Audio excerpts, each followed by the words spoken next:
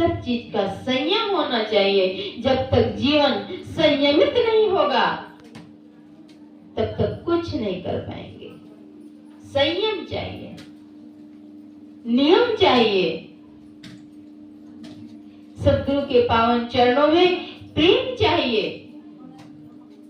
श्रद्धा प्रेम से निमग्न होकर के जो कोई भक्ति करेंगे, गुरु के आदेश को जो सिर पर धारण करेंगे, मानेंगे, आचरण में उतारेंगे, उन्हीं का कल्याण है। और नहीं तो गुरु गए कह के, चेला हुए बह के, सब समाप्त। इसीलिए शीघ्रता के साथ सतगुरु चरण का हलनित करिए, नर्तन के फल यही है। नर्तन का फल यही है, सतगुरु की सेवा, सदगुरु की सार शिक्षा याद रखनी चाहिए।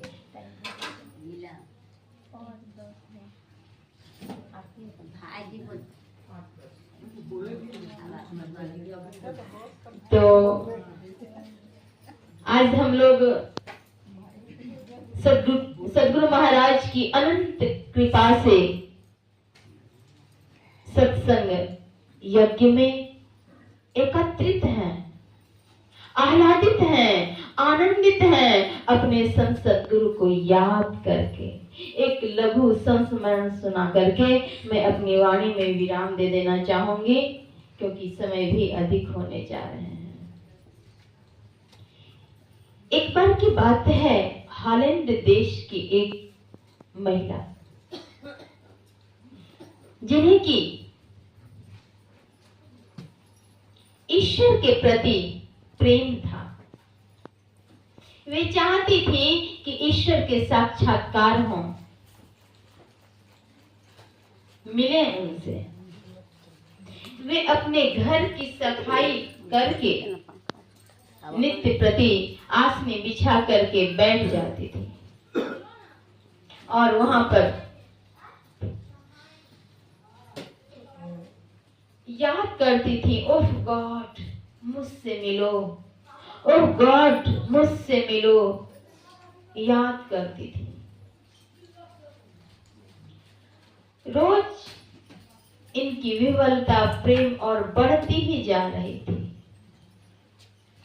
तब क्या होता है, एक बार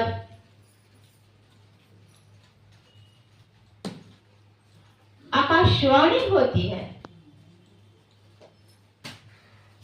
मिरियम तुम यहां से भारत जाओ, भारत में बिहार जाओ, बिहार में भागलपुर जाओ और भागलपुर में महर्षि में आश्रम कुप्पा घाट जाओ। वहां से तुम मार्ग लो, साधना करो, तब मैं मिलूंगा। इनके मन में होता है।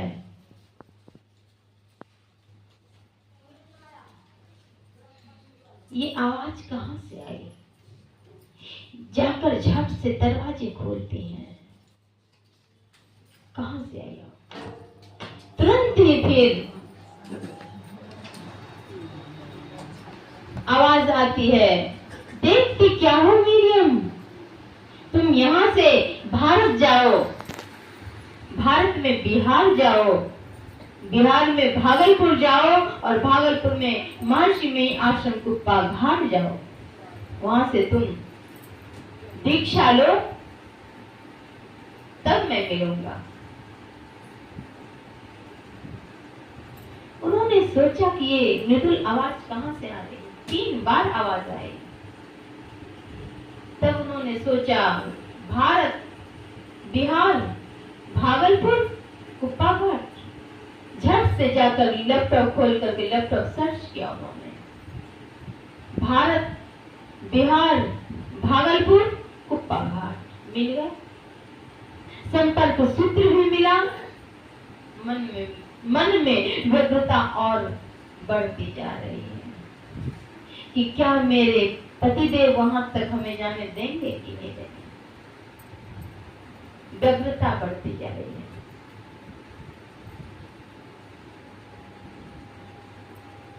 संध्या काल में उनके पतिदेव जब आते हैं तब वे कहती हैं कि ऐसी ऐसी बात है, मैं भारत जाना चाहती हूँ, जहाँ चाह वहाँ राह। उनके पतिदेव ने सहर्ष स्वीकृति दे दी और वे आती हैं भारत, बिहार, भागलपुर और महर्षि में आश्रम कुप्पा घाट। यहाँ से वे दीक्षा लेती हैं। दीक्षा लेकर के वे साधना करती हैं। फिर उनके अंतराकाश में ज्योति जगती है।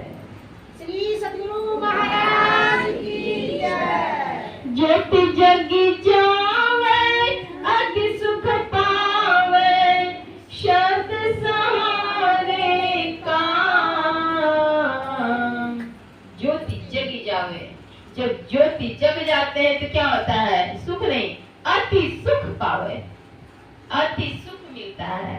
उस अति सुख को पाने के लिए, ज्योति जगाने के लिए सद्गुरु जी के चरणों में जिनको बिल्कुल सच्चा प्रीति हुआ।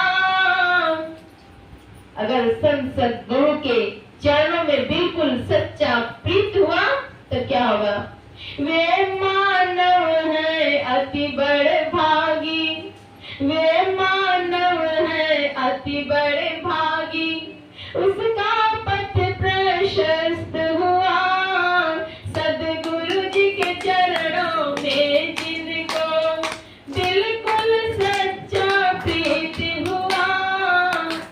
सद्गुरु के चरणों में अगर सच्ची प्रीति हो जाएगी तब वह ज्योति भी जग जाएगी, तब अति सुख पावे का सुख भी मिलेगा।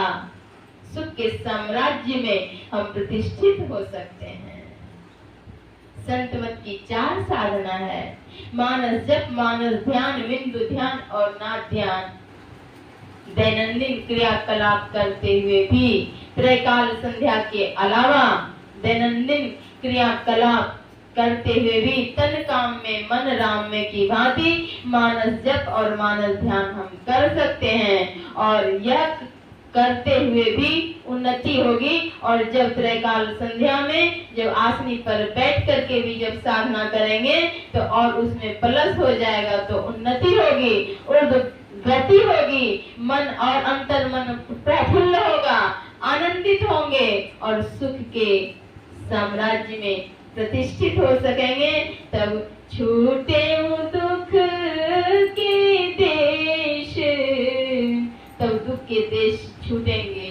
उन्होंने, डॉक्टर मिरियम ने परमात्मा का प्रत्यक्षीकरण करना चाहा, दर्शन करना चाहा, लेकिन परमात्मा भी आकाशवाणी के सहारे कह दिए कि सबसे पहले महर्षि में आश्रम कुप्पा घाट जाओ, वहाँ दीक्षा लो, साधना करो, तब मैं मिलूंगा, इसके पहले नहीं। और हम लोगों को सहज में इतने आशीर्वाद प्राप्त हैं, हम लोगों को क्या करना चाहिए?